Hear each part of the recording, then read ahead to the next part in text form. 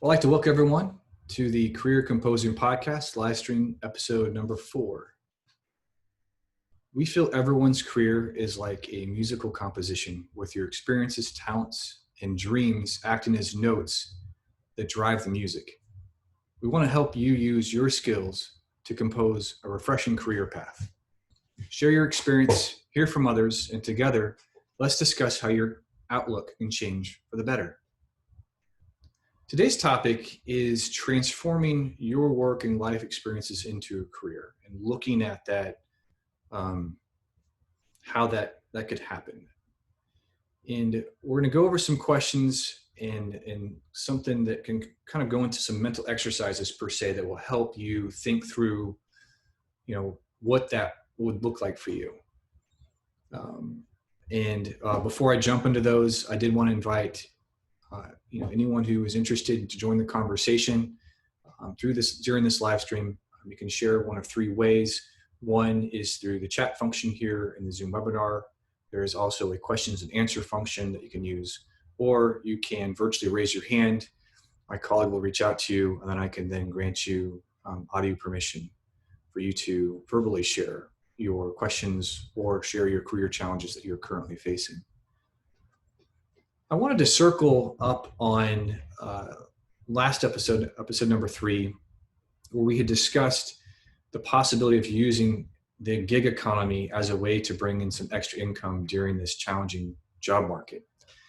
And one thing I wanted to make a note on, because I had not mentioned it in conclusion of that episode, was the looking at a potential gig or side engagement does not mean that's what you're going to do forever. This is, again, something potentially temporary. And so there's actually a few takeaways from that. One of them is that maybe it is something that you're really interested in. You're pursuing this side engagement, whether it's crafting for something, it's doing a task or series of tasks for another individual or for a team of people. But you may actually find it something not only rewarding about it, but also you're generating revenue, income. But it also could be something that, like, this seems to really, I find a level of joy in it. So this could lead to one possibility of pursuing more of these side engagements or gigs and becoming a freelancer, independent consultant per se. Another way you can look at it is this gig could also help you think about finding employment in that kind of role at another company. It could be part-time engagement where you try to see how it would be working for another company versus independently, or it could be joining them full-time. And then another takeaway I think is also vitally important is if you did try 1 or 2 of these side engagements or gigs, you may not like them at all. It may have been something that you didn't find was enjoyable, or was not only not enjoyable, it was just downright miserable. I've seen some people who may like going into being an independent consultant, and they love the actual being the practitioner of that. So it could be something they're doing in consulting where they're helping people with their finances or their QuickBooks, or they're helping them with, it can be something outside. They're being a landscape architect or something similar to that, where they love being outside. They're trying to do this, but they realize that it's the bookkeeping, it's the constantly having to do sales, the follow-up, the contracts in place, the insurances that you need. Just, it doesn't really, it's too much at that the things they're encountering there where they don't enjoy it as much is weighing the benefit of it. And so that said, it just may not be something that you're interested in doing. And that itself, again, informs, is that side engagement, that gig, helpful for this time during this pandemic, or something broader where it's like, okay, well, is this something at a higher level that I don't want to pursue any further? And it's good to have known that, so that as you go throughout your career, you know what to stay away of, or at least maybe you're more cautious about because of what your experience had been. And so with that mentioning kind of that, how those inform your your not career decisions per se, but how it helps you along that path, let's look at other questions that can be used to help you think through, again, that transforming your work and life experiences into a career. And so one of them could just be trying to tie your jobs that you've previously had together and seeing if there's any thread or theme throughout those. And so I'll use my life as an example. I did not know what I wanted to do when I grew up. Um, and I had thought about a number of things, but I was drawn to the business and the tech world, kind of that combination of them. And I ended up majoring in management information systems. And then I went into working at a variety of startups, basically a variety of .coms. And I really like that intersection of the tech and the business world. So not so much tech where I'm actually doing the software programming or something really more involved, but it wasn't something where it was just purely just business oriented, where there wasn't like a software or some type of technology angle to it.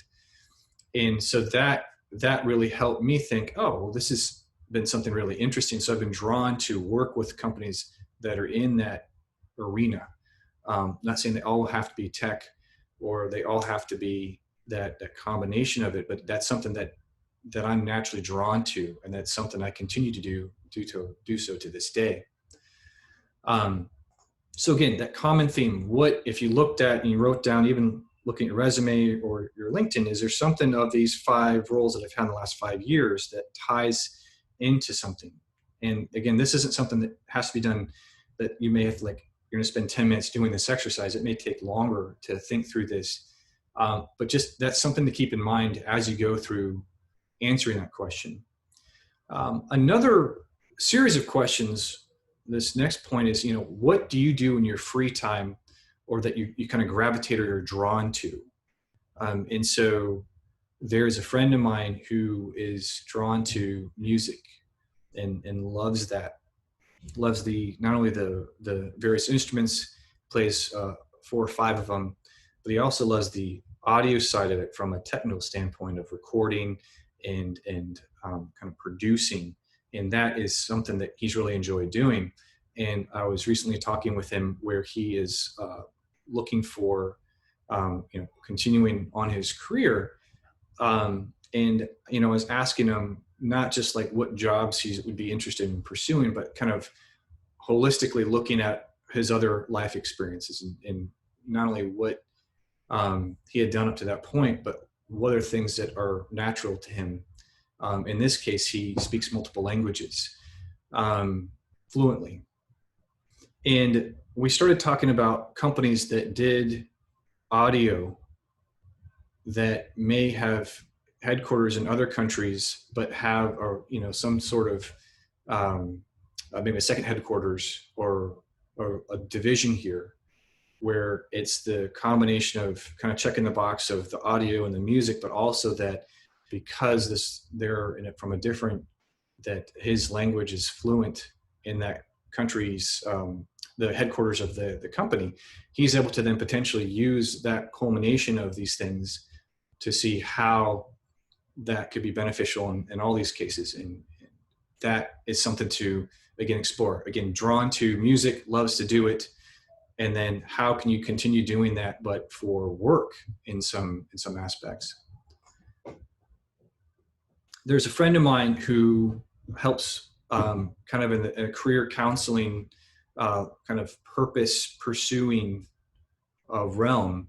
And he asks people this question: what do you do where you really lose track of time? And is there an activity that you just, maybe you're so absorbed in reading a book, or you're in the midst of all that, and you just lose track of everything else going on around you? I know someone really well who, they were going to med school, and they were trying to figure out during that time frame and trying out various specialties and practices and what they felt they would be, what kind of resonated with them. And what they ended up finding out was during the surgery rotation, they were helping with that as a med student as much as they could as a student. They just lost total track of time in the OR, the operating room, and just fell in love with it. And it's something that helped inform that yes, there's a lot they had to continue going through to go into surgery as far as residency and all that, but it was going back to this passion they had where they're able to really dive further into this whole profession, in this case, that they not only love doing that, but it's one that it seems very natural for them. And that again, they knew they were onto something, because it wasn't like they were looking at the clock every 10 minutes. I've met people who've done that. I myself have done that, where I may be in the midst of reading or doing something, and I'm like, this is just not, it's not really a fit at that point. And I'm just making sure, am I doing the right thing? Am I using my time appropriately? Where again, if someone's so dialed in that they lose track of it, could be another sign of this could be really kind of what they're, I don't know, calling would be the appropriate term here, but there's something they're trying to pursue there.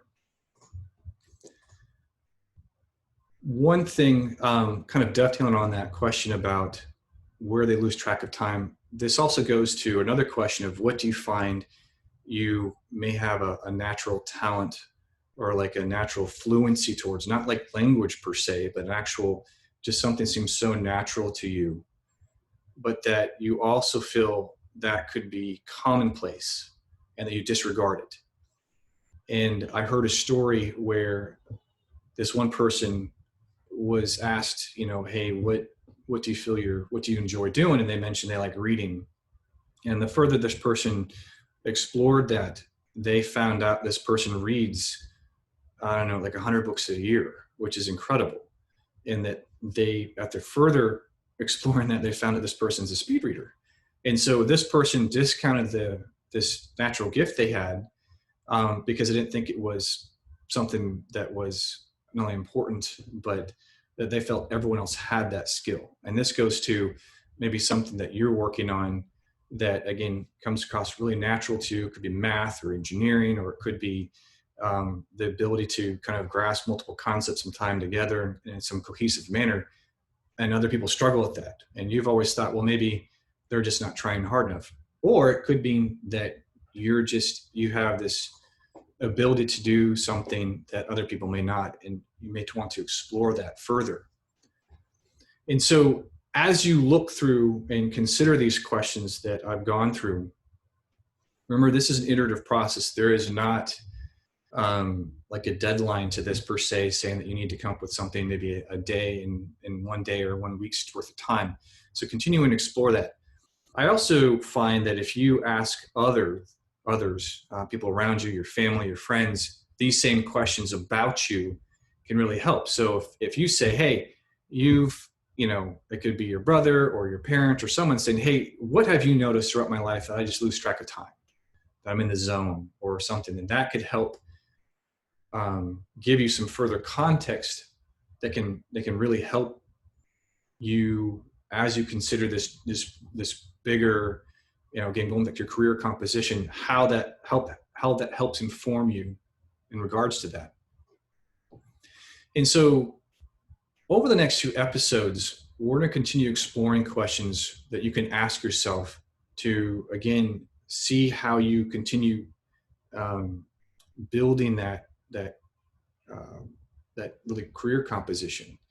We're going to be interviewing a number of people in a variety of different careers, and that they seem to be really flourishing in those careers, and unpacking why did they first feel that they would be a fit in that career. And maybe they started out with, one specific career and then tied into something else. And then there was one or two life experiences. Like, so how did that work?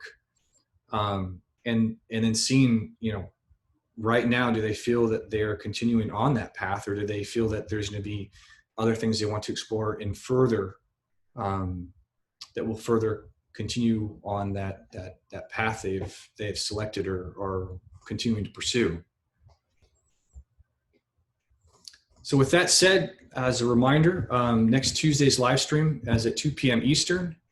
I will be interviewing Ryan Zeliski, who is the Director of Software Engineering at Tech Dynamism. He's one of their software architects, and we're going to discuss again, why he chose the career in software. What skills does he use in that? How others could also explore that specific career or even the broader industry as a whole. Also, if you have questions or want to share your career challenges you're facing, feel free to email us at podcast@careercomposing.com. We'd love to hear from you.